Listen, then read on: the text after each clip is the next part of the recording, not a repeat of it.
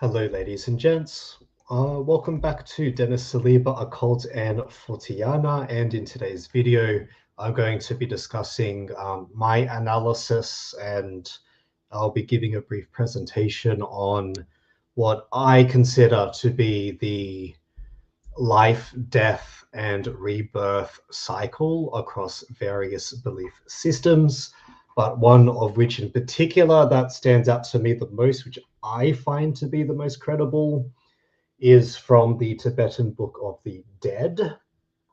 I think first originally published in 1927, and this was published by Padmasambhava, or the Lotus Guru. And some people believe that in its more ancient iteration that this was first published in the 8th century AD. However, in its modern iteration, it's believed that the first publication was in 1927. Now, I don't consider myself to be completely a Christian Gnostic.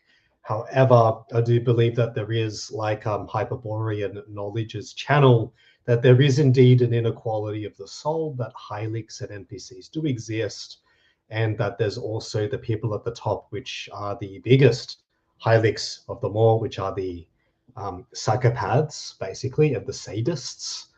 And some of my analysis was also inspired by David Icke. He is quite a bit of a neo-Gnostic in aspects of his analysis of the truth and reality. I don't completely buy into simulation theory. However, my belief systems do take a lot of inspiration from this particular book, which is The Answer by David Icke. He's a very interesting analyst, and a lot of his work in the truth scene, whether you believe him or not, and again, I encourage you to make up your own conclusions with regards to very complex, esoteric, and abstract belief systems, to make up your own conclusions. I do not have all the answers. I will never claim to have all the answers.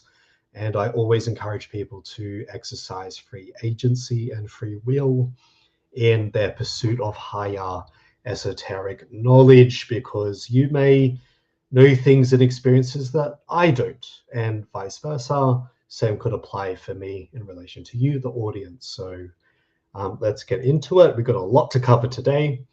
2x, yo, Dennis, what's up? 2x, and also Happy New Year to everyone. Happy New Year with regards to the Western calendar. 2026 is the year of the fire horse. This is the year of change, and this, at least in Chinese astrology, this is the year of change, and this is the year of action as well. 2025 was about the year of the snake, which is the year of the clearing inner energies and external energies and misalignments, and discovering truths as well as shortfalls within yourself. But the year of the fire horse is the year of change and transformation, and there's also the year of +1, which means that the cycle of 9 finishes, which is the cycle of that stagnation and epoch finishes, and then we move back to the year of 1. Not much, and Happy New Year, says 2x. Happy New Year, man. Happy New Year. All right, so let's get started with our first quote. I'm going to be looking at, of course, basic baseline 101 stuff. I'm going to be delving into a little bit of physics, a little bit of Nikola Tesla, the laws of thermodynamics, but this is very important because this will build up and lead into the rest of the topic and the rest of the talk. How was my New Year, asks 2x. I had a really, really good New Year, 2x. I'm not going to lie. I met up with new friends in real life, and we managed to visit a very rich and prestigious area in Sydney for free. And we got to see the Sydney fireworks, like as close as you could basically get up to, unless you took a boat tour. So we pretty much had a 1,000 Australian dollar view, and we basically got that for free. So we were very, very, very lucky. I was very blessed. And that was a long-term dream of mine, which actually came true. I waited for many years for me to meet up with a group of new people in Sydney, to be right near the wharfs when the fireworks the fireworks display was happening. And yeah, it happened. It happened, but just many years later. Right, so of course, going to Nikola Tesla, if you want to find the secrets of the universe, think in terms of energy, frequency, and vibration. And what this implies is that light is an expression of frequency, light is an expression of energy, and light moves within wavelengths, which is a form of vibration. So light, matter, are expressions or sub-expressions of energy, frequency, and vibration, because the spiritual world doesn't only move in matter. The spiritual world moves within energy, the currency of, or it deals within the currency of energy, frequency, and vibration. And David Icke does touch on this a lot, but it's still a baseline 101 that we have to cover, because when you understand light, you understand matter. When you understand matter, you begin to understand quantum physics and subatomic physics. And then you realize that the classical model of physics is inherently not complete. I'm not saying that it's not true. I'm just saying that it's not complete within a spiritual lens, because quantum physics carries on into the subatomic domains, in which classical physics just seems not to be able to be completely compatible with explaining the deeper mysteries. That's where I'm getting at on this particular show anyway. This New Year's felt weird. I had a good New Year's myself. I'm not complaining myself. I would say that it felt like a lot of clearing was out of the way, but it was not too bad. I got to focus on this though. Now this is from Medium. This is an article by an author, Sanghamitra Mulik, published on the 24th of May 2023. But basically, as we all know, or at least the ones in our inner circle know, 3, 6, and 9 are the keys and the gateways to the spiritual. Are the keys and the gateways. I can't talk today. Talk today. 3, 6, and 9 are the gateways to the spiritual realm, and 3, 6, and 9 are the keys between life and death. And we're going to see why. And of course, there's Nikola Tesla there. I'm just going to skip on ahead.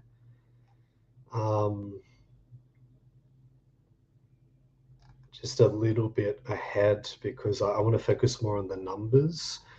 In his work, notes Mulik, he found patterns in nature that connect every matter from the microcosm to the macrocosm, the quantum and below level to the higher macro level, as in the branching of leaves, shape of seashells, and the spots of and strips of animals and galaxies and star formations. And as you see, this is the Fibonacci cycle, which artists use within the Fibonacci spiral.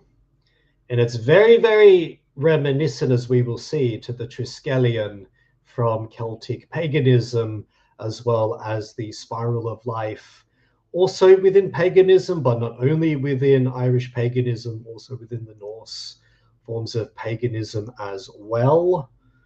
I'm gonna be really quick. Yeah, that's fine. That's fine. I don't want that. I don't know why that appeared.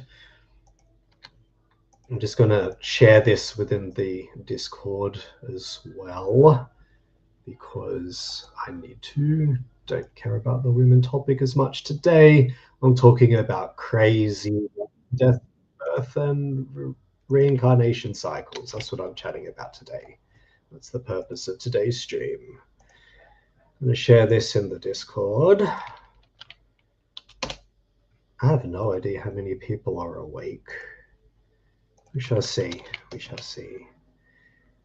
And in my YouTube share, a lot of shilling self-promotion going on. All right, so I'm there. At least I can monitor now. Sorry about that, guys. Okay, so like all genius minds, Tesla too had an obsession. He was obsessed with the numbers 3, 6, and 9, but there's a mathematical reason for this. For instance, he only believed in hotel rooms that were divisible by 3. He swam 33 lapses. That's a very esoteric number, 33. So could a building 3 times before entering it, and even wanted an 18 3-folded napkins at every meal. My hunch is Tesla knew what he was doing. He was on the inner circle, because this is the next quote that he does describe.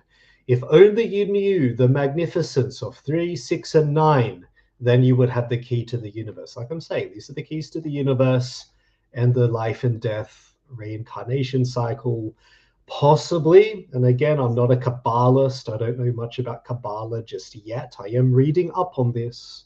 I am watching these the videos on it. I'm not a total bodhisattva just yet. I'm not ever going to claim the title of a bodhisattva right now. That these numbers also have much deeper hidden esoteric meanings behind them. And at times they align with quantum computing as much as they align with Kabbalah, as much as they align with other aspects of binary analogs to our computing as well. JC Chadsell, hey, how you doing, man? Didn't know you were streaming. I caught a bit of fascinating lore. I'm going to rewatch tomorrow. I'm off to bed, bro. Okay, no worries. TFL Crow, oh, new subscriber. How you doing, man? Welcome to the channel. Welcome to the channel. We have TFL Crow Magnon in the chat as well. Welcome to the occult channel. I appreciate your viewership. So we have the numbers of 1 forming unto themselves through doubles. We have the 1, the 2, the 4, the 8, the 16, the 32, and you're starting to see a pattern here, even with RAM, that computing is following, or at least in terms of RAM, and funnily enough, that's another esoteric symbol in and of itself.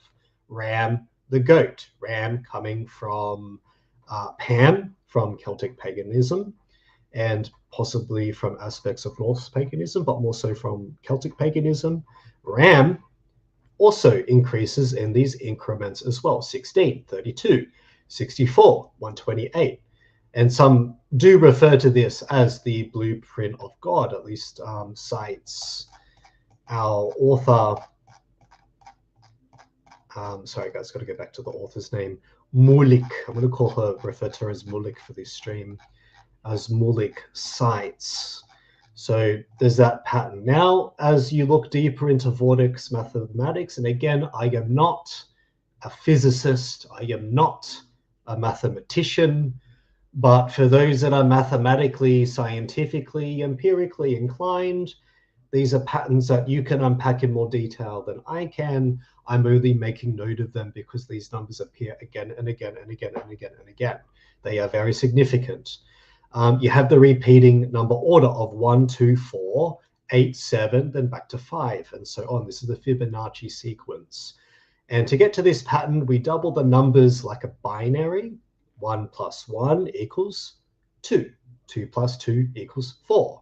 4 plus 4 equals 8. That's just the doubling sequence. But then you go back to 7 because you have 4 plus 2 plus 1. That's how you get the 7. And then you have 4 plus 1. That's how you get the 5. That's how the Fibonacci sequences begin to work. The difference being that every double or triple digit number is reduced down to a single digit because, again, you're not operating from a pure binary. You're going back a little because you're entering that triple digit zone. That's part of the Fibonacci sequence. Mathematics, oh, hey, Jester Max, how you doing? Hey, more viewers in the chat. This is awesome. Yo, this is awesome. Genetic prisoner U4Q.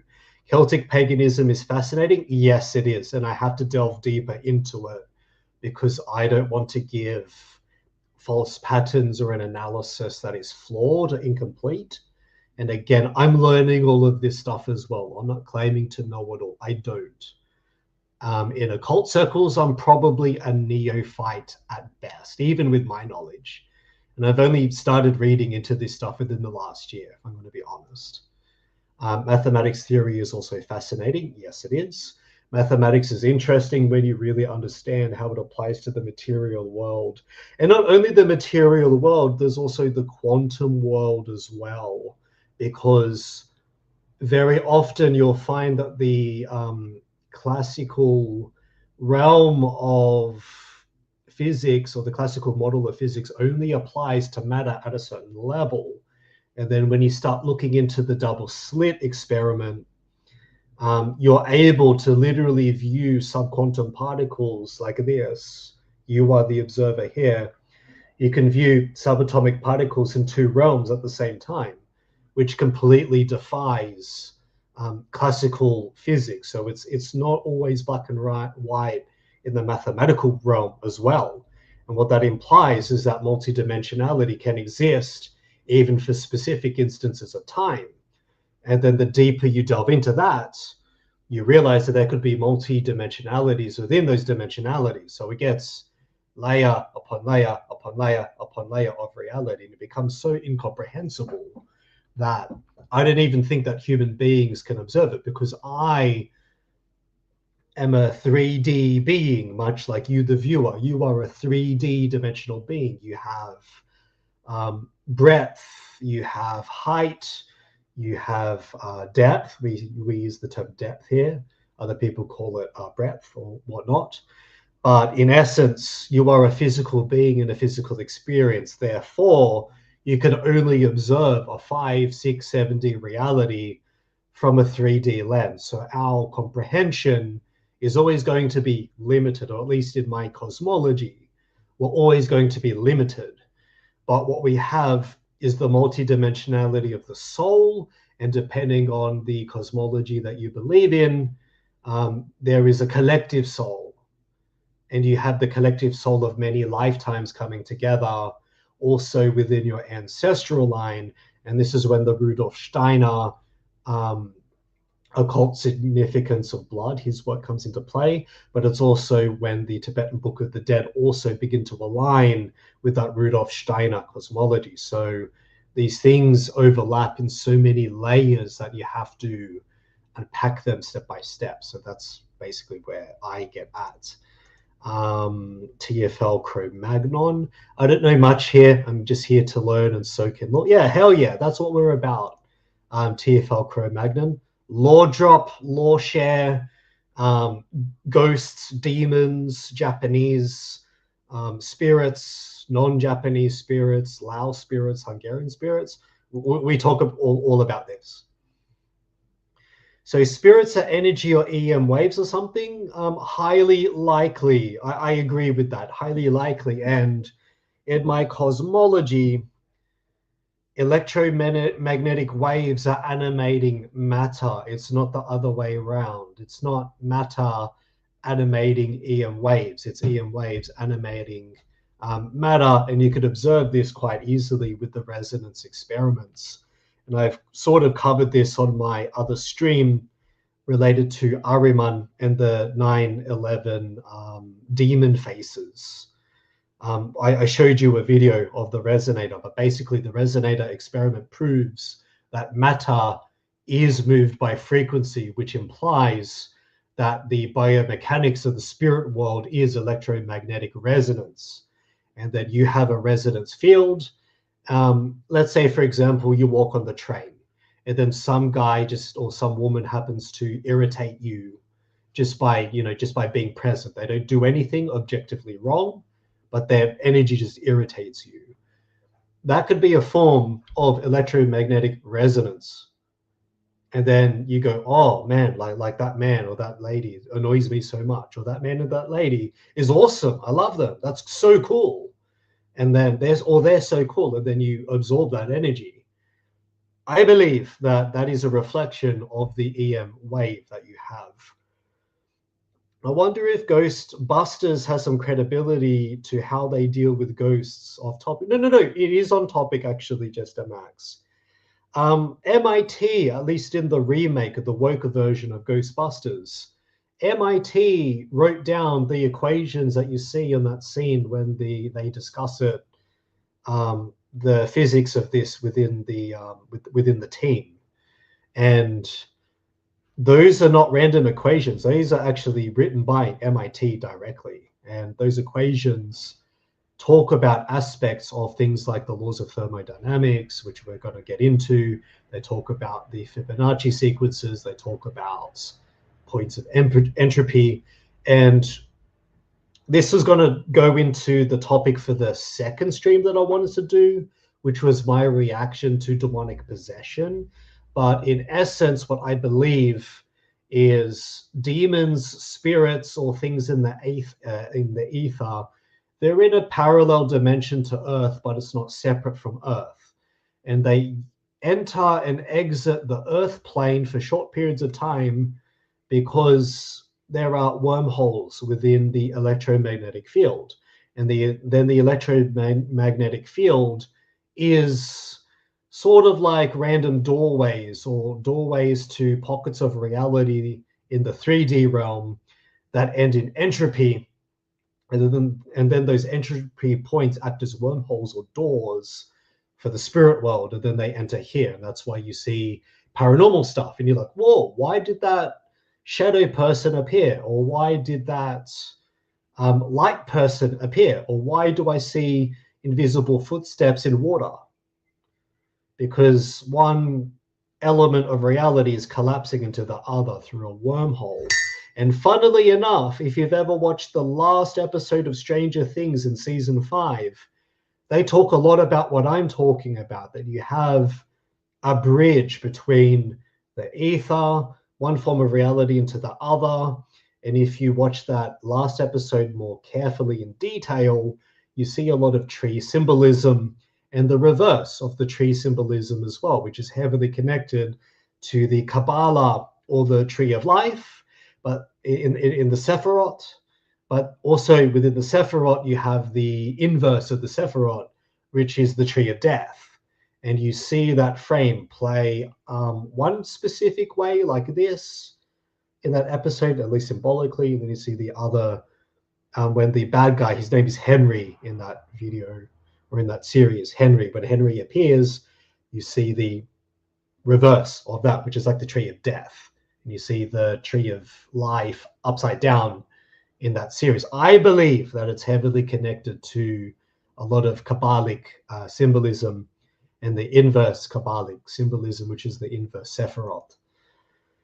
Watch Spectral. It's a movie where they fight ghosts. It's a fascinating concept, and that's something I believe we are capable of doing. We are infinite awareness, like David Icke says. We can fight ghosts and spirits and demons. We have it within us.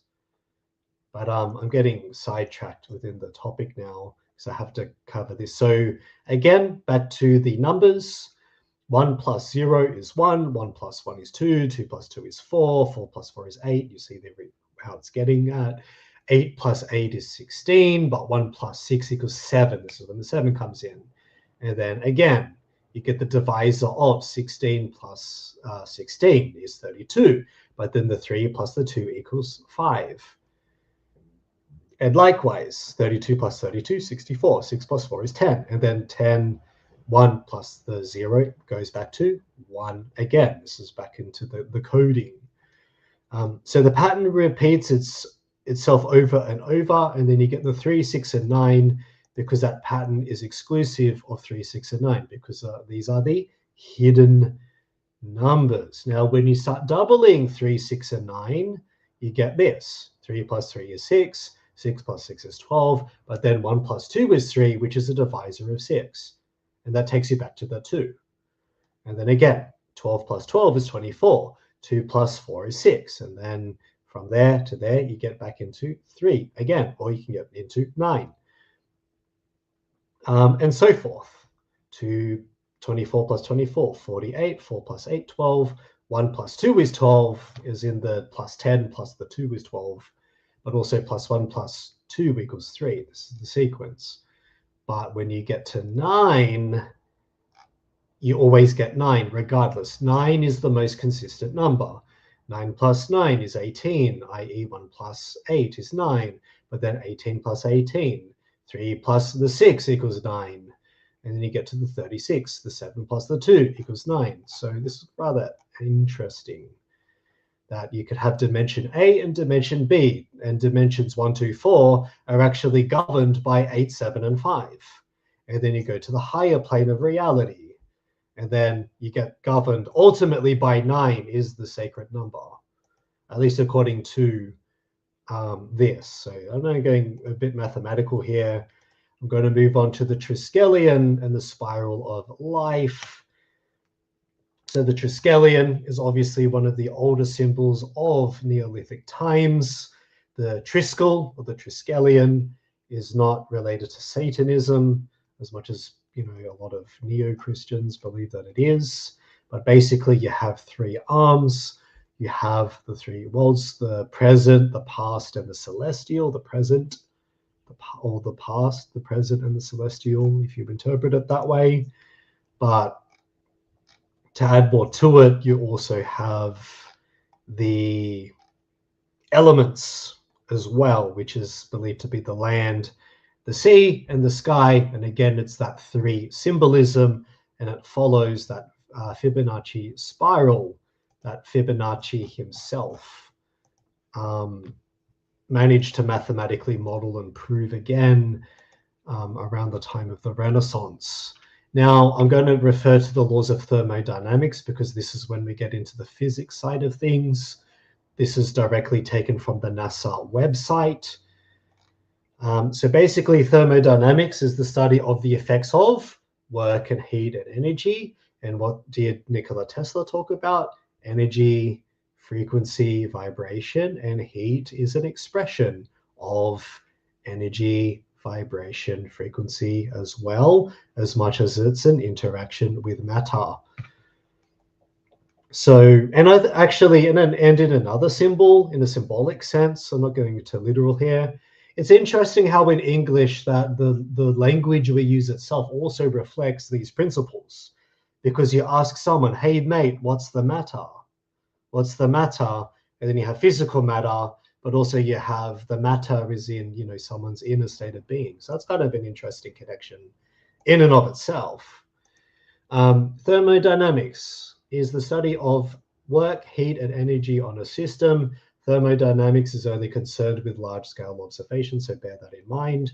You have the Zeroth law, thermodynamic equilibrium and temperature. You have the first law with work, heat, and energy, and then you have the second law with entropy. I'm going to skip further down. Yeah, the 3 principal laws of thermodynamics are described in separate slides, but basically you have different thermodynamic properties which help us to understand how a physical system operates, but in particular largely applied to propulsion and high-speed systems. But the numbering of this can be confusing. I'm not a physicist, so I'm not even going to try that. But look at that. You have 6 and 8. You have 9 and 12 again. Pretty interesting, right? That's the field itself. Let's get into the laws because this is important. Thermodynamic equilibrium, object thermometer. So when 2 objects are separately in thermodynamic equilibrium with a third object, they are actually in equilibrium with each other. So that implies that there is a form of resonance which is observable and real, in the sense that, let's say, for example, I go back to the train example, or you're in, you know, like a public bus. Someone is angry, the anger energy rubs off onto you. You become angry, and then there's a third person. They, by proxy, pick up on that angry energy. It's just a simple, silly example. But that would be a form of an equilibrium. Now, granted, this is applied to temperature. So I don't want to give the wrong modeling, but I'm saying in principle, that could be how it works.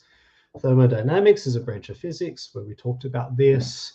The 0th law of thermodynamics begins with a simple definition of thermodynamic equilibrium.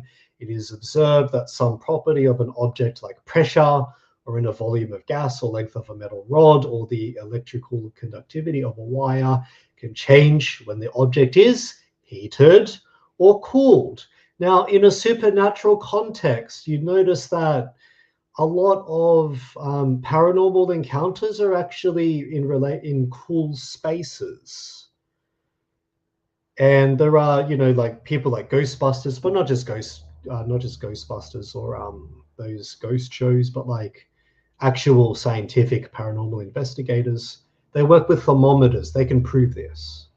This is proven within contexts such as Waverly Hills Sanatoriums, probably one of the most haunted places on the planet.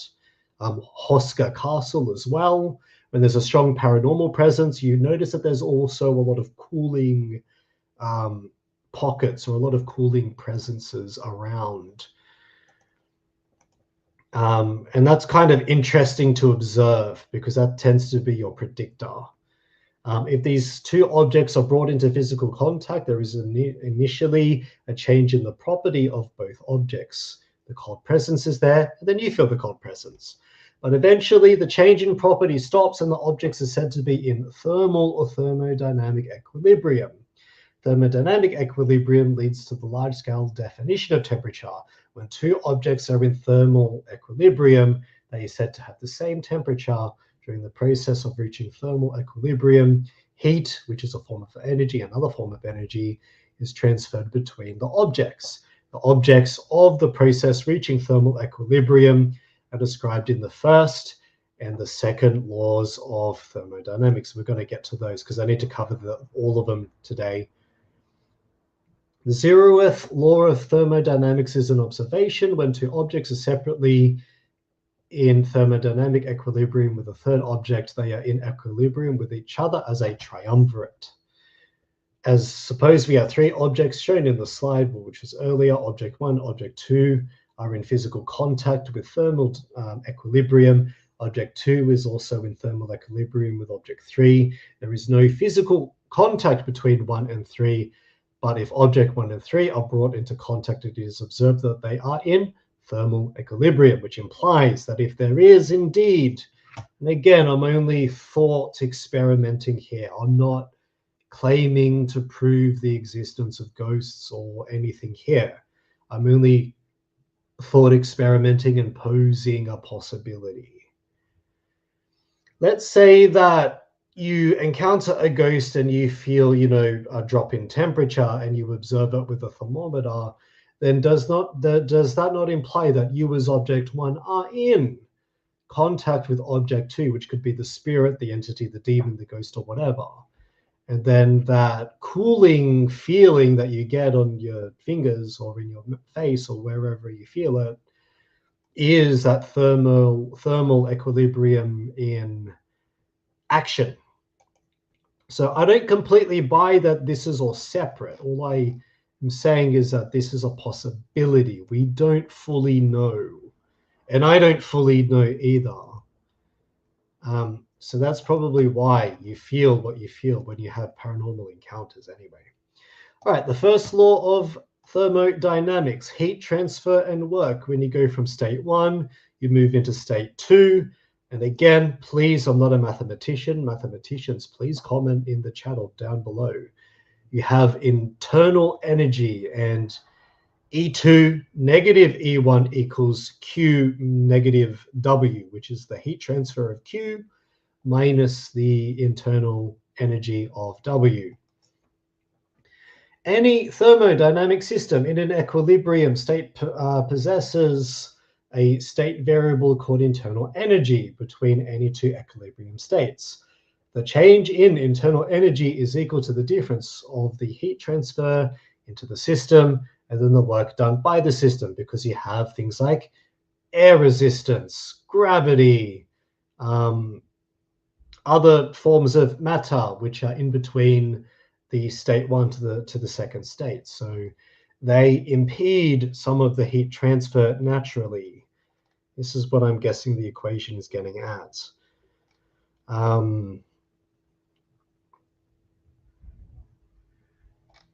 That's a repeat.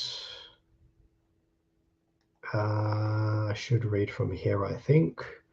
In our observations of work done on or by a gas, we have found that the amount of work depends on not only the state of initial and final states of the gas, but also with the process itself, or path which produces the final state. This is the final state there.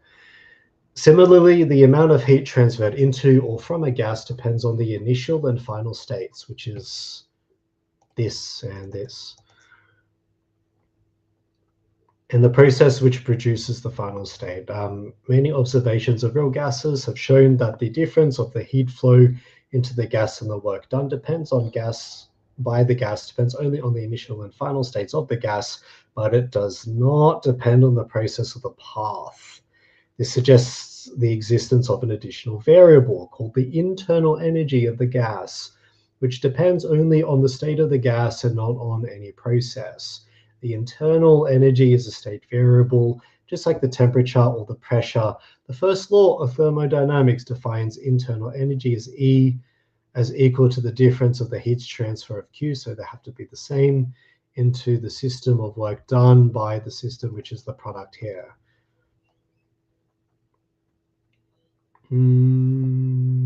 We have emphasized the words into and by in the definition. Heat removed from a system would be assigned a negative sign in the equation. Okay, that makes sense.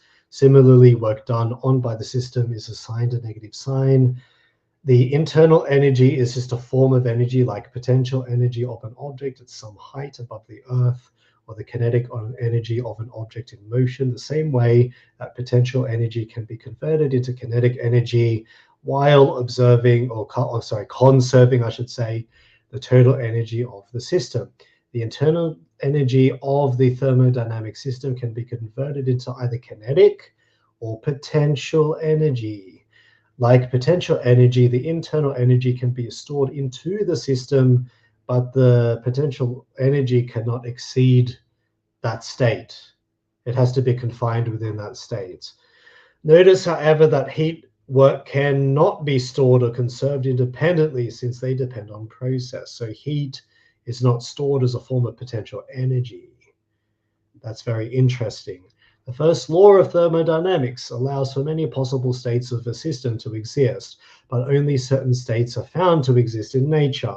The second law of thermodynamics helps to explain this observation. So basically, if a system is insulated from the outside environment, it is possible to have a change in state in which no heat is transferred into the system. And this is what I'm saying about death, that if you physically die, there cannot be a storage of heat. Literally and biologically, there cannot be a storage of heat. Therefore, you have to have another process beyond death. And some will call it entropy, which is fine. Mathematically, you are technically correct. But beyond entropy, if you're not a nihilist with a nihilist lens, the change of state begins to explain where the beginning of the death into the life, or what I consider to be a rebirth cycle, begins. Because I believe in reincarnation. Ultimately, I'm a pagan. I'm not a Christian. I believe that we have reincarnation and it's real. And I believe that the certain religions are designed to insulate you from believing in the idea of reincarnation, because they want you to be standardized into this industrial mindset, or this post-industrial world mindset, where you are a unit, you live and you die, then you're a place. That's what I believe we are actually taught. But esoteric Christianity, especially with the likes of Rudolph Steiner, because he's the best source that I have at the moment, unpacks this. He unpacks this deeper meaning behind Christianity, the Christos in particular. Scientists refer to a process which does not involve heat transfer as an adiabatic process. The implementation of the first law of thermodynamics for gases introduces another useful state, a variable called enthalpy. I don't know what that means. I'm going to have to research that in future streams. That's not the purpose of today's stream, though. I'm ranting and rambling like a madman, but I've been wanting to do this for such a long time. Also, I know I'm a little bit late to this. I appreciate my OG viewer, by the people, for the people 203. By the people, for the people, she is one of the kindest, most considerate, sweetest, and most loyal subscribers I've had and still have. I have the privilege of having. She requested this very topic, and I'd like to give her a shout out for encouraging me to bring this presentation together and give my take on the life, birth, death, reincarnation cycle, and unpacking the deeper esoteric meanings of it. But she is the inspiration of this post. She's also one of my OG followers from a time when I used to be a YouTube journalist. I used to be a YouTube journalist on a channel named Jaguar Media, and before that, Menace Media, and I talked about political topics, economic topics, conspiracy theories, and all of that stuff. But by the people, for the people, has been following me on and off for like 3 or 4 years across various channels. So big shout out to her for today's stream. The second law is of entropy. There exists a useful thermodynamic variable called entropy, from hot to cold, funnily enough. A natural process that starts in one equilibrium state and ends in another will go in the direction that causes the entropy of the system. So basically, when you die, you have no more heat transfer. You go from T1 hot to T2 cold. The spark of life dies within the physical vessel dies, then the physical vessel becomes ice cold, and then the spirit, I argue that there is a spirit or a soul, and then that soul rejoins the collective soul, and then it moves on. A useful thermodynamic variable, which is entropy, a natural process that starts in one equilibrium state, which is life, and ends in another equilibrium state, which is death, will go into the direction that causes entropy, which is the cosmos. Beyond the aether, you have the heavens. At least in Greek cosmology, you have the heavens, which is the sky. And then beyond the sky, you have the ether. And then beyond the ether, you have the cosmos, which is the broader universe. Entropy of the system plus the environment increase for an irreversible process and said to remain constant for a reversible process, which could, I'm not saying that it does explain definitely, but this could explain life, death, rebirth, recycling. And again, this does not have to be a pure Gnostic sense, not purely in Gnosticism. I'm talking about more in the Buddhist and the pagan sense, because they believe in life, death, and reincarnation as well. I'm not going to get too much into the equations because I don't really understand this very well.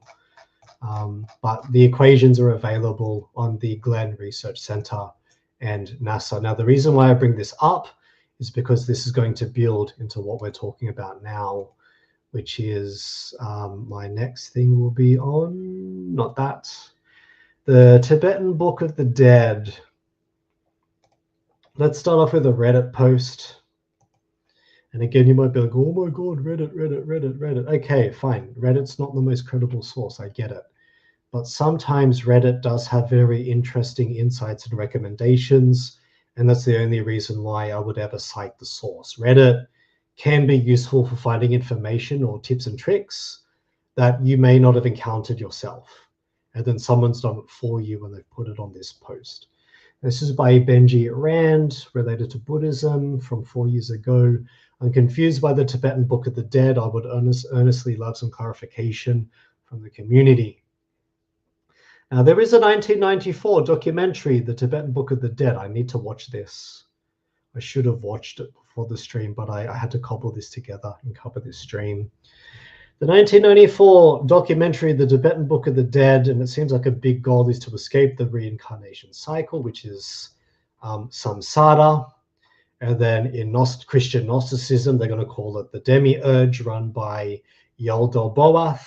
And Yaldabaoth, funnily enough, is the primary entity which is in charge of the inverse Sephirot in Kabbalah, which actually ties into the demiurge and ties into Christian Gnosticism, which also, you could argue, ties into aspects of samsara, which is the Tibetan, not just the Tibetan, the Buddhist title of the reincarnation, life, death, recycling tree of souls. And it seems like the big goal is to escape the reincarnation cycle. However, the consciousness of the dead is discouraged from going to the white light, which David Icke talks about this too. But he believes that archons are farming you, louche farming you and stopping you. For me, I take a more nuanced approach. I don't think that the white light itself is always false. I believe that there are specific astral keys tied to your birth chart, and you need those astral keys and ancestral veneration and memory in your physical present life to break that cycle and to go through the beyond the heavens into the ether, then out into the cosmos. That there's specific keys and constellation systems that will be different based on your birth chart, and that's when the astrology aspect kicks in. Because me with my birth chart will be different from yours. And then you may have different keys and aspects and houses that you need to heal and deal with to escape your karma and dharma. Oh, sorry, not your dharma, but to escape your karma, aspects of your karma. And then through your dharma, you eliminate aspects of your karma, which allows you to move on either into the next life or to leave the physical realm in its entirety, depending on your alignment with the astral bodies, because your alignment will be different from mine. I have a different bloodline, you have different bloodline. And that's where I don't really buy into perennialism either, because I don't believe we are all necessarily one. Because some people, I don't know what it is, like some people have this ability to be much kinder, compassionate, and empathetic to other people. And then when they get that urge to be aggressive or to fight someone, they are able to stop it and intellectualize and rationalize more than other people. And I don't know why there's this inequality there, but there just seems to be one. And I don't know the mysteries beyond that. It's just something that I observe. Because these gods could die without warning. Oh, sorry.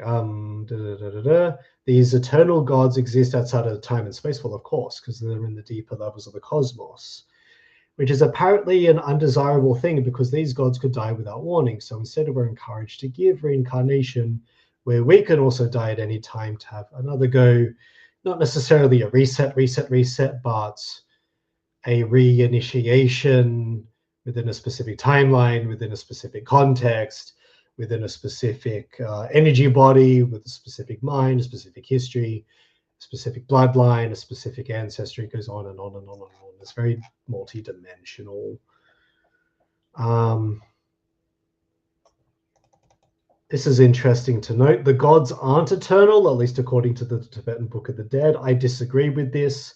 I think some of the gods are eternal, but others are not. I'm not familiar with the fine details of the book, but human rebirth is considered the best rebirth because we have the best opportunity to practice our dharma, which is our life calling, and our lived experiences, initiations, reinitiations, which again, I talked about this on the Ariman stream. You can't achieve this through transhumanism. You can never achieve dharma through transhumanism. That is unnatural law and genetic modification. You achieve your dharma through internal work. Gods tend to feel great but accomplish little, but when they die, having used up plenty of good karma without making more. It's a very interesting warning, that one. It's very interesting. Still at work, got to rewatch it later. Hey, Ghoster, one of my OGs. How you doing, man? Have a good day at work, my friend. Have a good day at work. Now, I can only give a summary of the Tibetan Book of the Dead here. I'm not planning to give like a major analysis on the Tibetan Book of the Dead. I haven't read it yet. I'm going to be honest. I should have probably read it before the stream. I am aware of the Bardo and what the Bardo is, but I will define these terms because my viewers may not be familiar with this. And I'm learning as well. I always say that I'm learning on this channel because I am. Because I am. This is my vlog as much as it's your vlog, but it's also our shared space of learning as well. Guide to the Classics, the Tibetan Book of the Dead, published on the 7th of April 2022. And this is an academic source. This is from the University of Southern Queensland. And this is under a Creative Commons license. There is an original article. I'm going to stick with the Creative Commons license because I don't have time to go backwards and forwards. Since it was first published in English in 1927, the Tibetan Book of the Dead has proved to be the most popular book on Tibetan Buddhism in the Western world. Well, it's obviously one of the OG ones, I'm going to say. At present, there are at least 21 translations in multiple languages and formats. There are also multiple expert commentaries ranging from scholarly discussions to Tibetan or Buddhist practice guides. The Tibetan Book of the Dead is another exemplar of the Tibetan literary prose and a compelling commentary on the universal experience of death and dying from a Buddhist perspective, which I tend to lean more towards. I don't necessarily believe that you go to an infinite source, which is the Father right off the bat, but I'm not denying that infinite source either. What I believe is God himself is not Yahweh because, or Jehovah, because in Hebrew there is no J. And my suspicion, like Thomas Sheridan, is that Jehovah is a super demon pretending to be the father of the Old Testament to justify the agendas of previous empires, like the destruction of certain tribes and civilizations. Am I pro Baal? Am I pro Lilith? Or am I pro Canaanite? No, I'm not. I'm not. There is a lot of archaeological evidence that backs up the child sacrifices of Baal Haman and Inanna Ishtar and the Chemosh and Astarte and the other iterations of Astarte. But I'm not pro that, by the way. I'm very anti sacrifice of animals and living creatures. I'm very anti-sacrifice when it comes to that. But I do want to clear out that what I believe is that God the Father, like within Jewish traditions, there's a book by, I think it's Max Diamont. I've got it. Let me go back to my bookcase because I don't want to give the incorrect information. I want to be precise. The Jews, God, and History. Put the book on my shelf somewhere. The Jews, God, and History. Carl Jung. All my crazy stuff here. Carl Jung.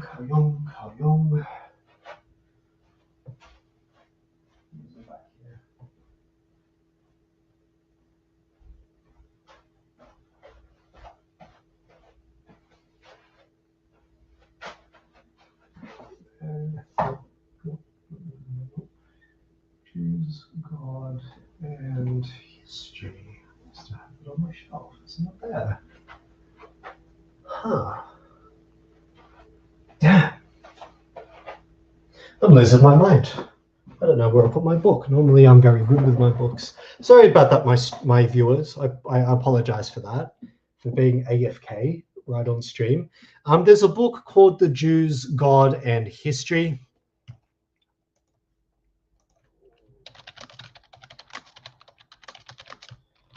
And I'm pretty sure this is written by, I'll find it on my phone. The Jews, God, and History.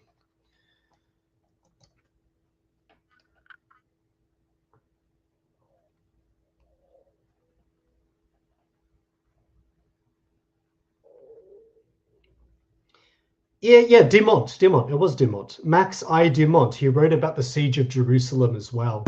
But what the Jews' God in history outlines is that, and again, I'm not a Jew, so I'm not coming from this of the perspective of a rabbi or a Jew. But what I'm saying is that with a Jew, there's a belief system that God the Father is unnamed. And there is no J in Hebrew, but Yahweh or Jehovah is mentioned within aspects of the Sephiroth. I'm not saying that they are only entities within the Sephiroth. I'm just saying that they are part of the aspects of the Sephiroth, at least when it comes to Christian Gnosticism that I know of, possibly with Jewish Kabbalah. But again, I can't read Hebrew, so I can't tell you for sure. All I will say is get that information from a rabbi, from a reliable source. But it's interesting that the Jews' God in history, that Jews don't have a tradition of not naming the Father. The Father is unnamed. Whereas in Christianity, they name the Father or God.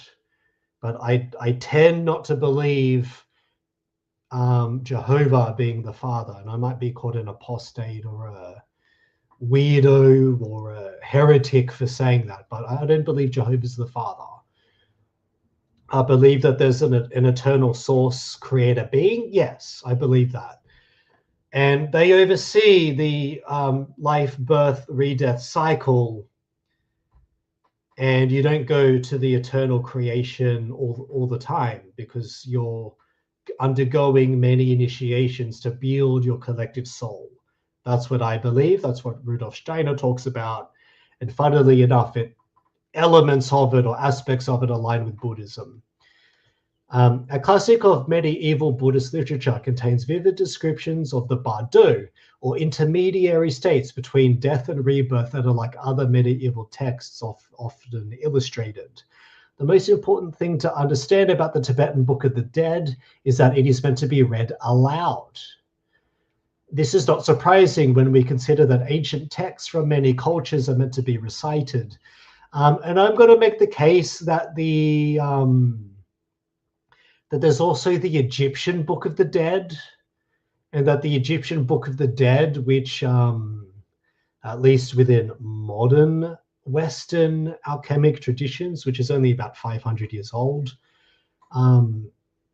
sort of acts as a parallel as well to aspects of the Tibetan Book of the Dead.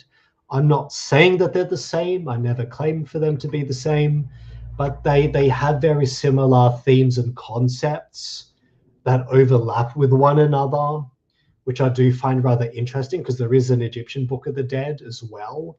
And no one knows who wrote the Egyptian Book of the Dead. Some people cite Trismegistus as the author, but it's not really known who authored that work. But what is known is that there is a judgment. There's an aspect of judgment in Egyptian cosmology, just like there's an aspect of your soul being weighed into the ether by I think it's Anubis, actually. Anubis is the judge, and he has the power scales. And if your heart is lighter than a feather, then you pass on. But if your heart is not lighter than a feather, then you either get sent to the underworld or you get sent to another realm or whatnot. And another thing I want to note also, when it comes back to the cosmology of at least the Abrahamic faiths, is that if you really read the footnotes of the Bible in detail, that there is another realm called Sheol. That Sheol is not the same as hell, because hell, at least in the Greek concept of the term of a hell, is more aligned with Tartarus, because that's also mentioned in the Bible too. But there's Sheol, which is where the unjudged souls tend to linger and tend to be sorted out. And that's an interesting parallel between Hebrew cosmology and even the Egyptian Book of the Dead. But that's just a note. That's just a side note. And these are my observations and nothing more than that. I always encourage you to do your own research and come to your own conclusions. But do pay attention to the footnotes of your texts, your sacred texts that you read. So not only is the Tibetan Book of the Dead meant to be read out loud, it's meant to be read to the dead as well. In other words, the corpses are the intended audience for the work, which makes it unique among the world's literary classics. The opening lines speak directly to the deceased. Oh, alas, alas, fortunate child of Buddha nature, do not be oppressed by the forces of ignorance and delusion, which is matter. But rise up now with resolve and courage, entranced by ignorance of the beginningless time until now. You have had more than enough time to sleep. Oh, do not slumber any longer, but strive after virtue with body, speech, and mind, which is another aspect of energy, vibration, and frequency. Virtue with body, speech, and mind. In this opening passage, we encounter the book's fundamental messages. The first and perhaps most important message is that all beings are in their fundamental nature no different to the Buddha. Sublime and perfect, but I'm going to add also tested, and in this cosmology, tested by the Maras or the Asuras. In Lao tradition, they are the Maras. In Tibetan tradition, I believe, and the Nepalese traditions too, that these are asuras.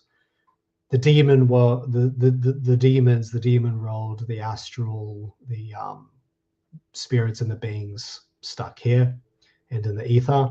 This means that we can all become enlightened just as the Buddha was enlightened.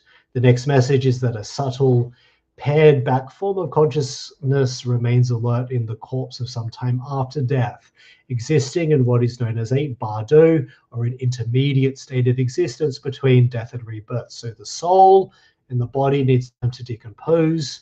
The soul is being processed and re-uploaded. I'm not going to use that term re-uploaded. Rebirthed.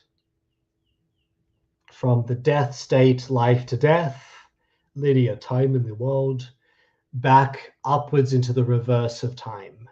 In our current 3D perception, like this. And it begins to spiral, as you see, spiral into the earth, and then unspiral backwards, like the Triskelion and the spiral of life.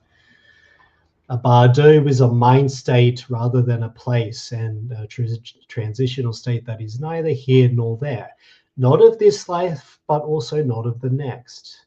Etymologically, the word Bardo breaks down into bar, which translates into movement or flow like a stream, and do, which translates as a stepping stone or island into the stream of consciousness or death.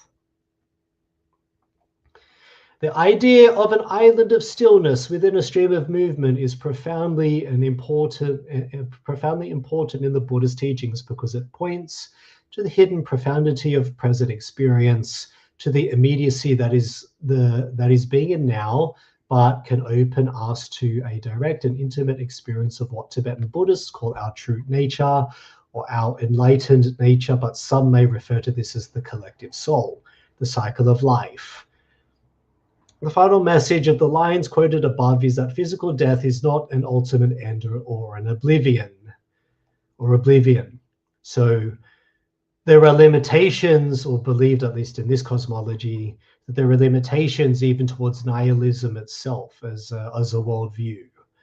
Indeed, it may be an opportunity. Even in the disembodied post-mortem state of the Bardo, there is still a chance of what Buddhists call nirvana or liberation, which is freedom from the tyranny of cyclic existence, which is the big red wheel of samsara, and the I think it's one of the Mahakalas, which is that red demon-y looking being. It's not a demon though, but the red Mahakala, I believe it is, like the big buff burly red being that you see in the cycles, in the big circles painted on all the temples.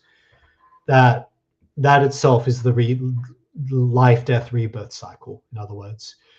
Cyclic existence is birth, suffering, death, and then a rebirth into another life of suffering and death, on and on without end. Buddhists, a little bit like Gnostics, believe that we have been trapped in this cycle of misery since the beginning of time and will remain trapped forever unless we do something about it. However, this then raises the question of, are all people capable of the Nietzschean will to power, or individuation to master one's own will, impose it within the three-dimensional to then ascend the three-dimensional? But that's how I interpret that anyway. I am still researching Nietzschean's will to power as well. I still have more learning to do. There are gaps in my knowledge. The Tibetan Book of the Dead tells us what to do about it. And it tells us how to achieve liberation in the movement of death and fulfill our potential as spiritually awakened beings, as Buddhas. This is profoundly appealing promise at the heart of Tibetan beliefs about life and death. As a book, Tibetan Book of the Dead has a mystical origin story and a publication history unlike any other. According to Tibetan tradition, it was created in the 8th century or around 750 Common Era by Padmasambhava, a mystic and prophet from Udayana, but what is now far from Pakistan, who established Tantric Buddhism in the Tibetan Empire. Padmasambhava did not write or compose the text, but rather spontaneously dictated it to Yeshe Tsokol. Sorry about my Tibetan pronunciation. It's a very difficult language to pronounce accurately. It is a very hard language to pronounce. I'm not Tibetan. A Tibetan princess who was his most important disciple and the first Tibetan to achieve enlightenment. Yeshe Tsokol, or Sakal, is one of the few women in recorded history to be venerated as a fully awakened Buddha. That's very interesting. Padmasambhava told his exceptional disciple that the book's message was not for that time, but in some future time. So Yeshe Tsokol hid the text in a cave high in the mountain in central Tibet. Padmasambhava then prophesied that the text would be rediscovered more than 500 years later, when it would be needed by the people of Tibet and the world, exactly as prophesied around 1341. That's very interesting. That's around the time of I think that's the second Mongolian invasion of Hungary as well, when the bubonic plague was cutting down millions in Europe and Asia. A spiritually precocious 15-year-old boy, following instructions he had received in visions and dreams, climbed the mountain, entered the cave, and found the text.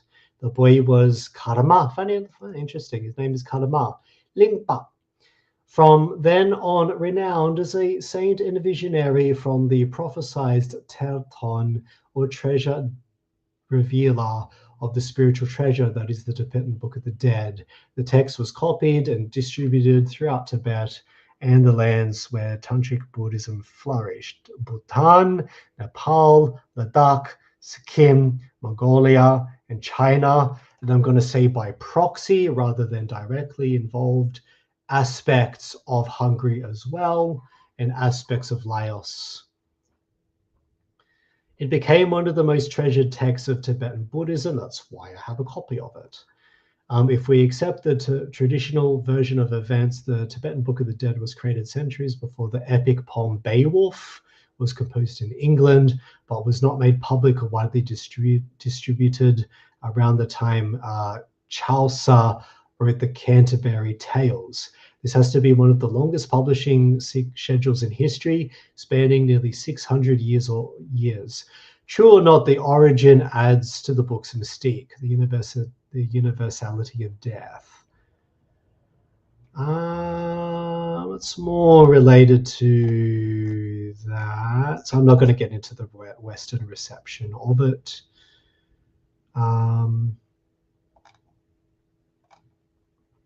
I can cover the Western reception of that at another time. but I want to get into the terminology and the cycle, the actual cycle itself. I'm going to move that there because this stream is going to be a long stream. This stream is going to be like close to 2 hours. How's the new laptop? Are things running smoothly? Yeah. Lenovo, or at least the Lenovo that I have, apparently they run very smoothly, and they're actually mechanically as sound as a HP or a Dell. Ideally, I would have liked a higher spec Dell, but they didn't have one in the store. But I'm not streaming from the laptop today because that'll be when I'm out and about in the city. I'm streaming from my desktop right now. But it runs really smoothly. It has higher specs than actually my i7 processor and this desktop. It has more memory, more RAM, and a better screen, and even like a higher processor, and just everything about it's just better. But I need it for my work. That's why I bought it.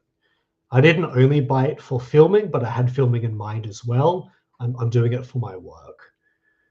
So let's go into the Wheel of Life symbolism. This is by Elena Pakhotova.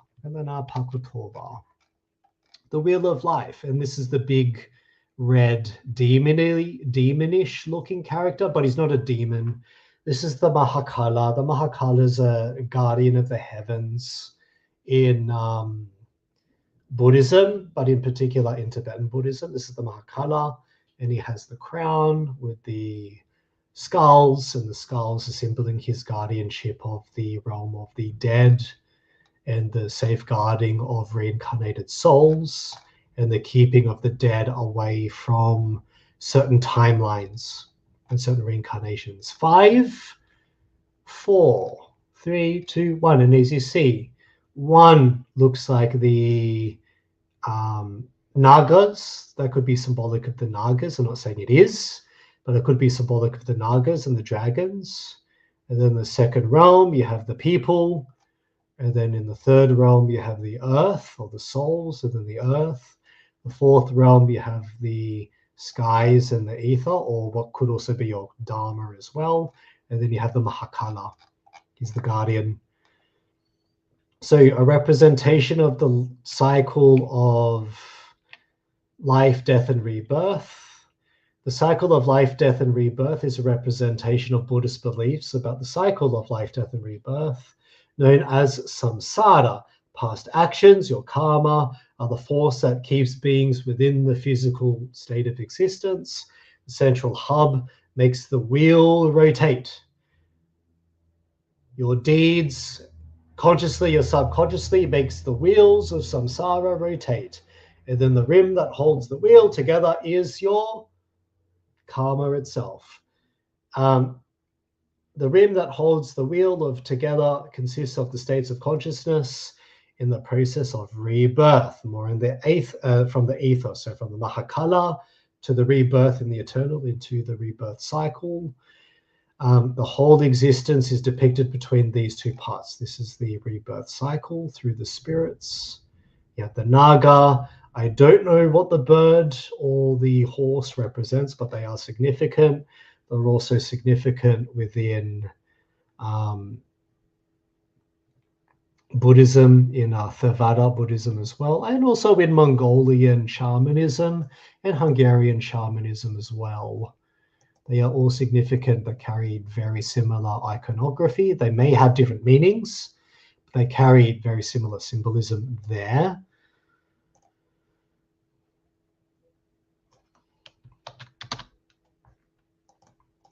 Fuck.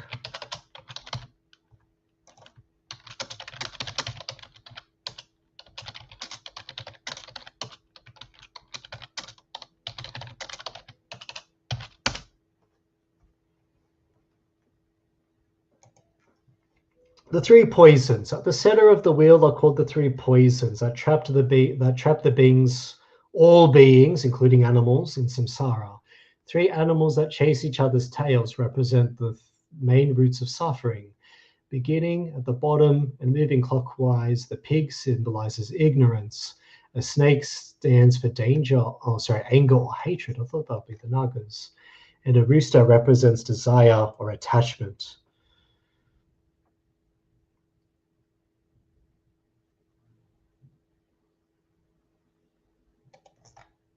Interesting. In Lao and Mongolian symbolism, they have different meanings. That's interesting. Then we get to this. I'm going to zoom out. Then we get to the second circle. This is the second circle. Zooming out, zooming out. This is the second circle there. Light and dark, up and down. The bisected circle represents the virtuous and the non-virtuous actions of karma. So these are all aspects of ourselves, really. Because of their good karma, in the dark half, the figures are moving down because they still must exhaust their bad karma before they can have a better rebirth or better stats. Then we get to the third circle, A, B, C, D, E, F, A, B, C, D, E, F. The realms of existence. This section depicts the 6 realms where beings are born propelled by their karma. Each realm has its own existence of life that determine the experiences of reality. Some are more suitable to creating good karma and others are more full of suffering. Anyone can be born into any of the realms. We have the realm of the gods. They look like they're in the bliss state. We have the realms of the demigods or the asuras. So they're not always demons.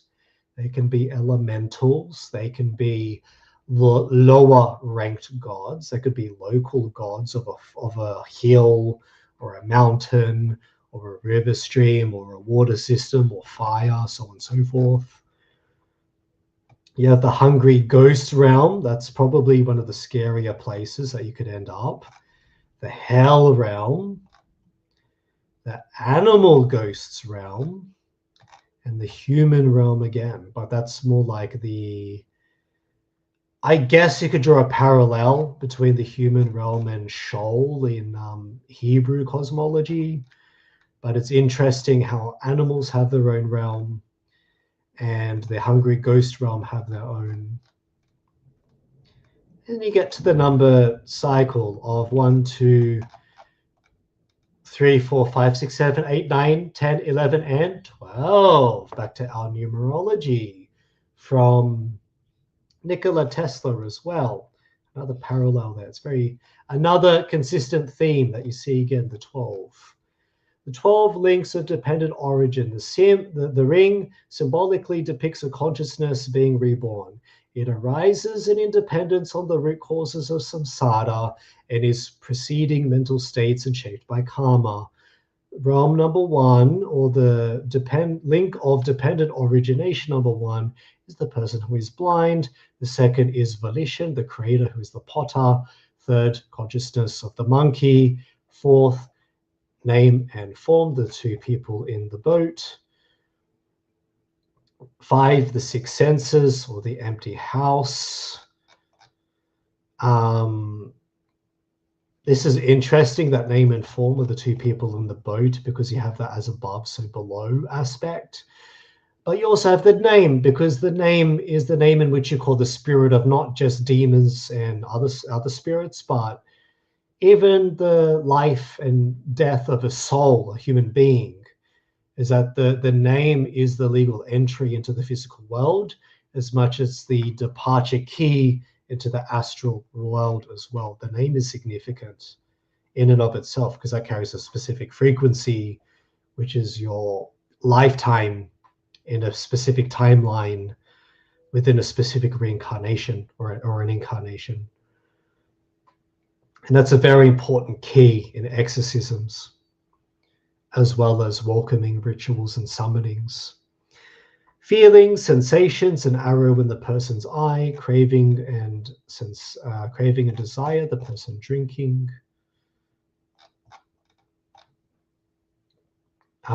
Grasping and clinging, the person's gathering fruit. 10, becoming, which is the pregnant woman. 11, birth, the woman giving birth. And 12, old age, death, the person with the corpse. And of course, we get to number 5, which is the Lord of Death.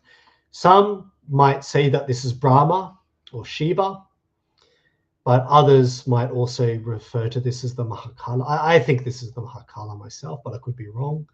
The Lord of Death holds the wheel of life in his mouth and claws, reminding all that all life is conditioned by death, and that there is no escape from death until one reaches a complete understanding of reality and awakening as a whole. And there he is, the guardian of the death realm, watching the cycles of life across the ether. And again, what's interesting is this could be clockwise, but it could go anti-clockwise across the other realms, across the karmic deeds, and then into the life rebirth axle of the wheel of samsara, in which the wheel of samsara spins. So to note, Elena Pakutova is a senior curator of Himalayan art at the Rubin Museum of Himalayan Art and holds a PhD in Asian art history from the University of Virginia. She has curated several exhibitions at the Rubin, including The Death is Not the End and The Power of Intention, Reinventing the Prayer Wheel 2019, and The Second Buddha, The Master of Time. There's more to her biography. Wow, she's got a quite complex biography there. You count your blessings, the art of prayer beads in Asia. I need to buy some prayer beads in Asia, or prayer beads from Asia. Once upon a time, many times. Legends and Myths in Himalayan Art, Gateway to Himalayan Arts. She's got a lot of books. Damn, she's very accomplished in the field. This is the kind of neat stealth camping in the office while watching stream on work hours, getting paid to watch stream. That's pretty awesome, man. I wish I could do the same, but I can't in my field. I have to focus with my students. I want to get one of these Brios. I want to get a Brio to upgrade my Logitech, and then I'll use my Logitech for my online teaching class that I will be picking up. I have more shifts now, possibly a Monday and a Tuesday shift, but I can't take on too much more. Is this AI? It's AI. Okay, so the moksha, that's liberation, death and rebirth related to samsara. Karma is a binding to the samsara cycle. Suffering and unease is referred to as dukkha, dukkha, dukkha. But this is all within Tibetan Buddhism. All right, that's all repeat information. I don't have to cite that. I want to make a note before I delve a little bit deeper.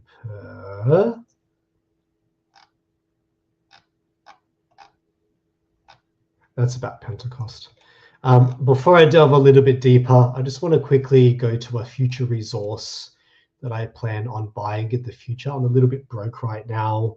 I've done a lot of spending over the holidays because I partied pretty hard over the holidays, but I also bought a lot of art stuff, and I spent like $200 on my business. I'm trying to create a business on the side, not related to this channel though. There's an interesting book which is aligned with Thelema, not necessarily Crowley himself, although it does follow Crowleian cosmology, by Georgina Rose. Georgina Rose is more of a perennialist. I just happened to come across her YouTube channel, Ma'at Darling. It's a very interesting channel. She knows her stuff. She knows her stuff better than I do. I'm going to be honest. But she's created this book, Planetary Theurgy, Ascent Through the Seven Veils, which is related to the topic, by Georgina Rose. And Georgina Rose talks about how when you ascend, you live and you die, that your alignments within your specific birth chart align with the different planets in different aspects of reality. So let's say, for example, you have a specific house within Mars, you have another alignment with Jupiter, you have another alignment within Saturn, and this is determined by your birth chart and your bloodline, that your specific bloodline has to ascend within a specific planetary alignment across when you die outside of Earth, into Mars, into Jupiter, into Venus, into Saturn, beyond Saturn, all the way up to Pluto. And this is, I think this book will definitely cover that in more detail, because Rudolph Steiner also talks about similar cosmology and beyond. And that's something worth researching a bit more of. So I wanted to mention Georgina Rose's book there for a moment. I also want to cover Rudolph Steiner's, actually, I'll cover this journal article. Now, there are journal articles related to this very topic, which I won't read all of it, but I want to read anecdotes of it. That there are a lot of reported near-death experiences and claims of past life memories.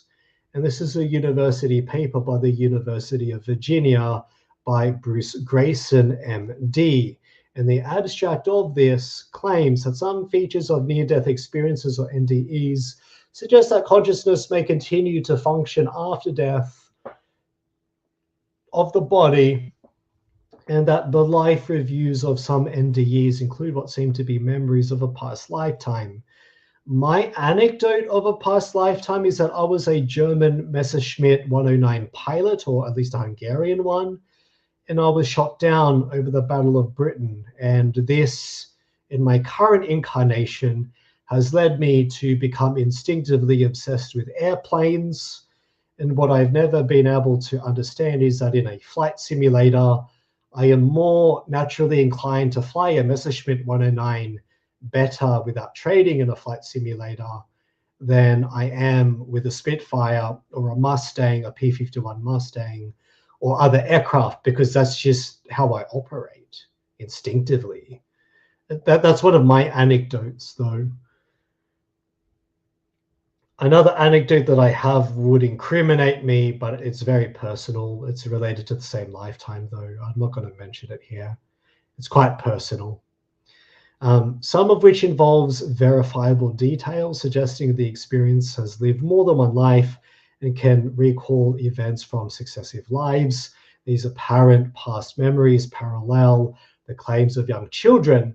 Very interesting study. There's a lot of study to back this up too, who remember their past lives. Furthermore, some children's past life memories include scenes from the period, which I sort of remember, being a 109 pilot, being shot down over Germany or over the Battle of Britain. And B-17s are in this vision as well, B-17 flying fortresses. Some children's past memories include anomalous features that contradict common beliefs about reincarnation. In addition, that humans reincarnate into a new earthly body seems to contradict the common NDE feature of encountering deceased persons in a non-earthly realm. Well, the Tibetan Book of the Dead might explain that, actually, because there's the earthly life and death realm, and then there's the karmic wheel. So they might actually be encountering past karma within that non-earthly realm. It's very interesting. However, these apparent contradictions can be resolved by reconceptualization of prevailing ideas about what time and about what aspects of human consciousness may survive bodily death. Very, very interesting. Very interesting.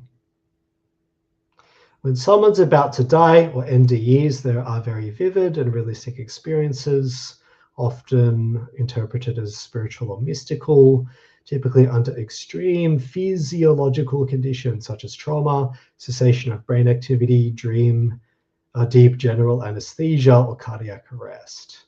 So medically, that's important to note. Very important to note. In terms of neuroscience, during experiences associated with severe physical trauma, No awareness or sensory experiences of any kind should be possible, yet experiences report such phenomena. So that's pretty interesting how that works. A life cycle review. I've had visions of this. I've had a vision where I've died and I've had a life cycle review. Now, basically the way that it works, well, for me, the way that it works is that you have the infinite void, and then you descend and you're sort of observing yourself. You're observing a movie of yourself, and then you're watching yourself throughout life to death, chronologically life to death. And it's not God that's judging you. It's actually the infinite awareness of the image of the, if you're going to follow Christian cosmology, you were made in the image of the Father, and the Father is the light that is within you, as above, so below, as within, as without. And you end up judging yourself, or your higher level soul, your infinite awareness judges yourself based on your performance review. And you view that as you're watching this in chronological order. You view this from the blackly void of like space and beyond, down into the karmic cycle, and then almost into the rebirth cycle in the Bardo. This is the Bardo state. Or from the Bardo state back into this. Because in death, time moves backwards. When you die, you actually get reborn. And when you die, time moves in reverse, like Benjamin Button, the movie Benjamin Button. This is by Greg Gnome. I realized that I was a passive observer in the process, and this was as if someone was telling me to run the projector. I had a very similar experience to this. I was looking at my life objectively for the first time ever. I saw the good as well as the bad. The images began with living color schemes of my childhood, and I was astonished because I saw myself riding in a baby's high chair, picking up some food with my hand and throwing it onto the floor. And there was my mum, 25 years younger, telling me that good boys don't throw their food onto the floor. Next, I saw myself at a lake on a summer vacation we took when I was about 3 or 4 years old. My older brother had to swim with an air bubble on our backs to help us float because neither of us were able to swim or on our own yet. For some reason, I was mad at him. And to demonstrate my point, I threw his air bubble into the lake. Mark was very upset and began to cry. And my father walked over and explained to me that it wasn't nice to do what I did, and that he and I would have to row out into the boat to get it, and I would have to apologize. I was amazed at how many scenes I was seeing that had long since been forgotten. It seemed all the scenes had to do with experiences that I had learned from. In some ways, I matured. As I saw events that were traumatic in various ways, the images continued at high speeds, and that I knew that time was about to run out, for the images were getting closer and closer to the present. Then the images ceased. There was only darkness and the feeling of a short pause, like something was about to happen. It's a very interesting description.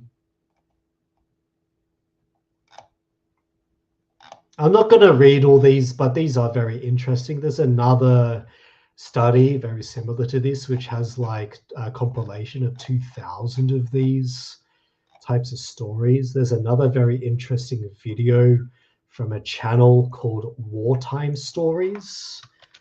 Wartime Stories has the Children Remember Past Lives video. I think it's a 2025 video. There's airplanes on the thumbnail, warplanes from the Second World War. And it talks about very similar cases to this. It's very interesting. Very, very interesting.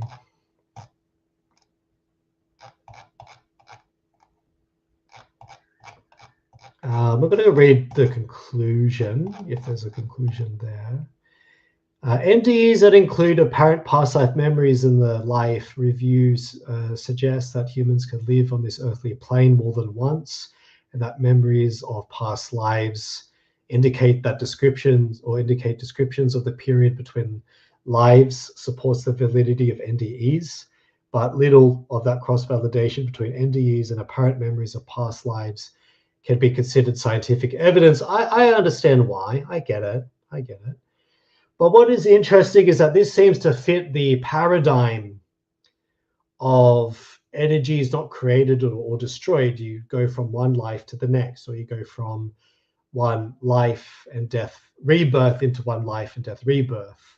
That energy isn't created or destroyed. It's transferred from one form of energy to the other, which is consistent with what Nikola Tesla talks about, but is also consistent with what the sages also describe. But the laws of thermodynamics also describe this as well. So either the model is not complete, or the laws of thermodynamics do apply to the spirit realm, which I'm inclined to believe that they do. But at this point, it appears that the question of reincarnation is a matter for which NDEs provide tantalizing directions for further research. Yeah, then definite answers, I agree. At least from a scientific empiricist point of view, cases indicating simultaneous physical existence along with the experience of timelessness that so many near-death experiences have described suggests that an alternate view of the nature of reincarnation may be necessary, rather than conceptualizing it as a series of incarnations over linear time. I don't believe it's linear time.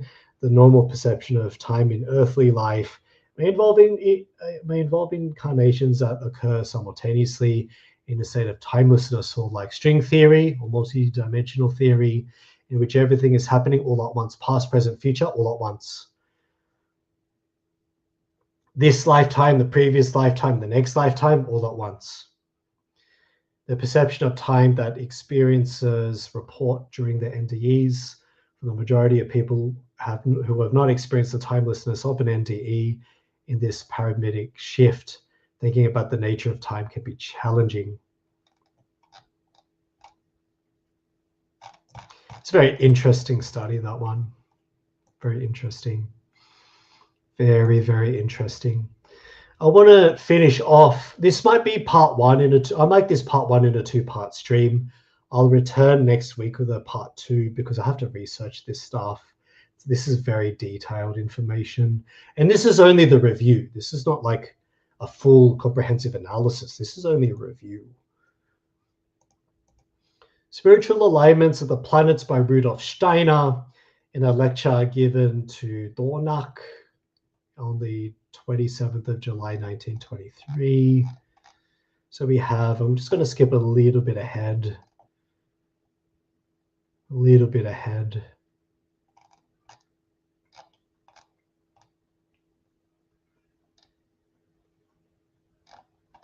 When we speak of the moon as a physical body in the heavens, its physical nature is only the eternal or the most external revelation of the spiritual behind it. To those who have knowledge of both its outer and inner nature, a little bit like Hecate has that knowledge. The moon in our universe presents itself as a gathering of spiritual beings living in great seclusion.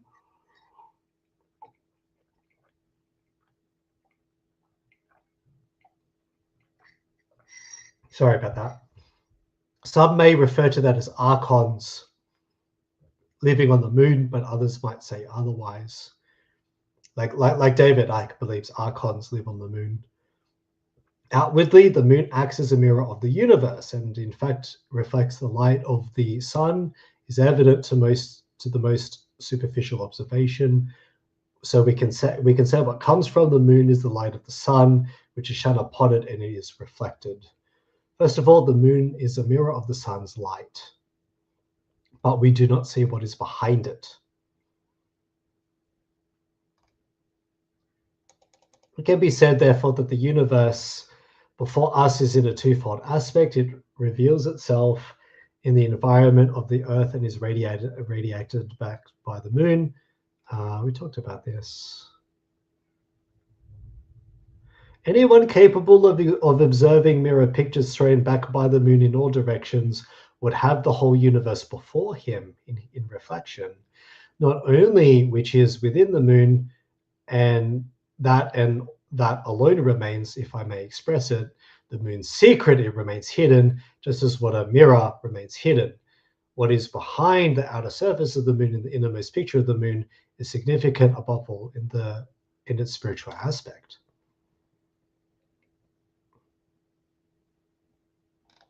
Interesting. Spiritual beings peopling this innermost sphere of the moon are beings who shut themselves off in strict seclusion from the rest of the universe. They live in their moon fortress. And only someone who, by developing certain qualities connected with the human heart, succeeds in relating himself to the sun's light, which is, again, a bit of symbolism. The Father, the Son, the Holy Spirit. The sun is the astral body of the sun, which is the source of life, in such a way that he does not see the reflection of the moon. Only for such a man does the moon. And funnily enough, Set is an Egyptian god, the brother of Horus, I think, and Set is the sun setting, and that you have a sun set. So you see how it starts to connect.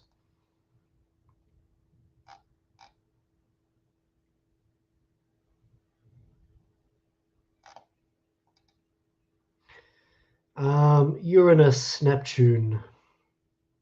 So this kind of relates more to astrology, but basically in this lecture, that different aspects of reality are connected to different aspects of the planets and the moon.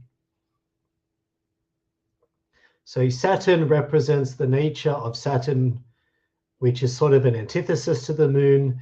Saturn is irradiated by the sun, but Saturn is also its own energy force, which is the impulse of the universe.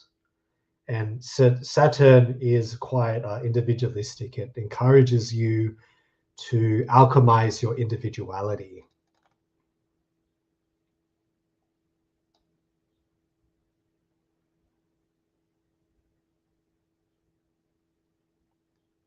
But the problem with Saturn is that it can lead to a love of the cosmic past as well.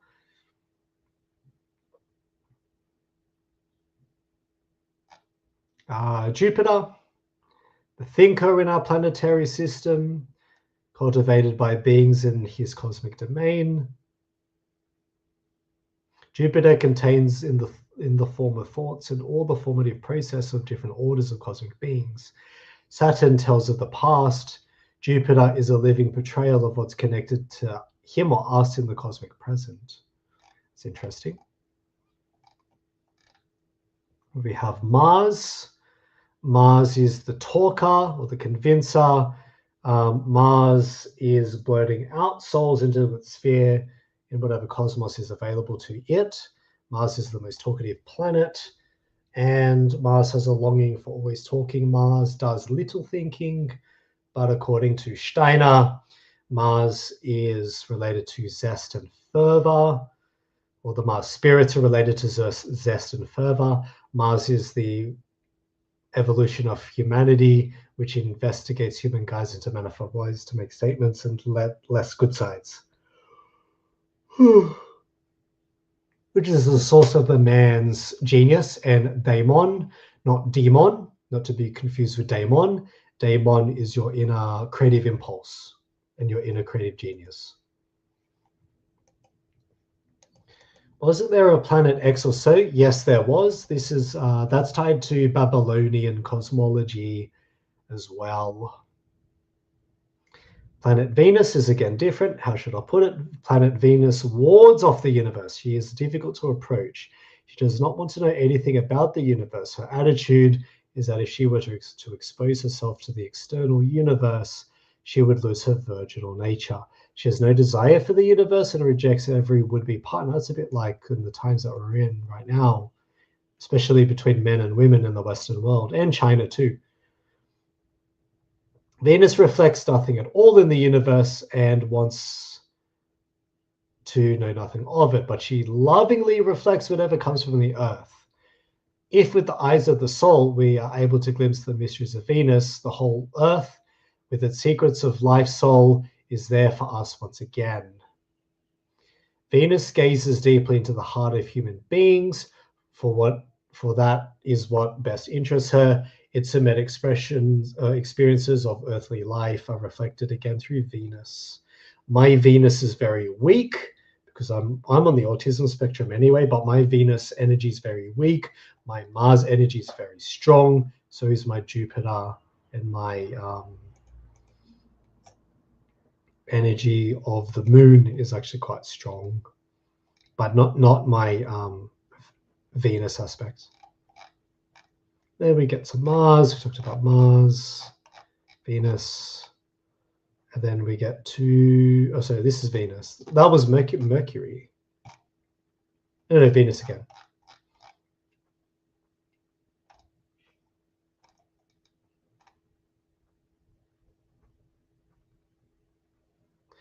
There is a remarkable connection between these planets, life, and being of man.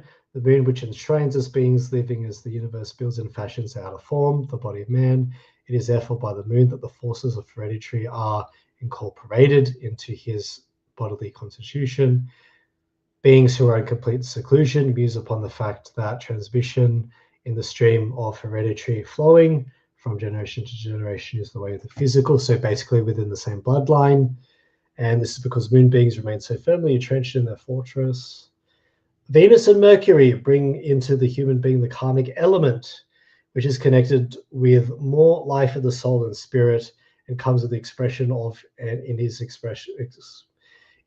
qualities of heart, and is a temperament. On the other hand, Mars, especially Jupiter and Saturn, when a man has a right relationship to them, act as liberating factors, but they wrest men away from what is determined by destiny to make him into a free being, which I'm presuming means I'm married and with a family.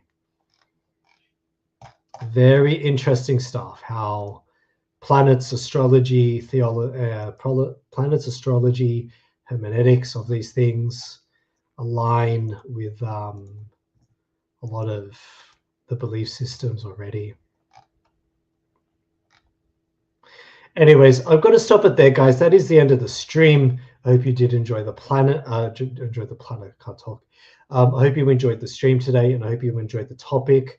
This most likely is going to be part 1 of part 2. In part 2, I will focus more on the nihilistic aspect and the personal experiences myself, but also other aspects of the life, death, rebirth cycle, because I feel like there's more to the picture. Humanus Invictus. The human spirit is undefeated. I shall see you again in future streams. Bye for now, and take care.